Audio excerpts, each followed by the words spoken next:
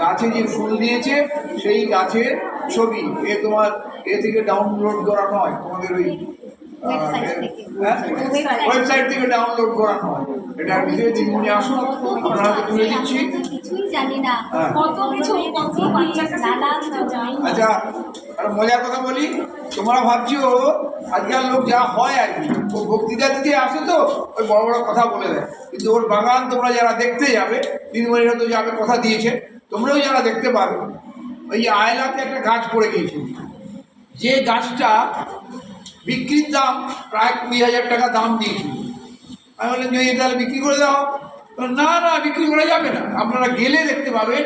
এই এত বছর, 20 বছর, আমার কত বছর হলো যেন, 14 বছর না 15 বছর, দেখবে সেই গাছ পড়ে আছে, এবং সেই যে ওই যে সেখান থেকে হচ্ছে পিঁপড়া এবং নানা রকম যে পোকা হচ্ছে, সেইগুলো সমস্ত ইকোলজিটা কীভাবে মেনটেন হচ্ছে সেটা দেখতে পাবেন। হ্যাঁ, ব্যালেন্স করে রাখতে, এটা মুখে বলছে তা না। আরও দেখবেন বড় গাছ পড়ে গেছে, 100 বছরের উপরের গাছ ভেঙে গেছে, সেটাও তার উপরটা মুভ করে দিয়েছে, কিন্তু গোড়াটা এখনো দেখতে পাবেন। হ্যাঁ, মানে এটা মুখের কথা নয়, এটা যাপন। ইয়েস, যাপন।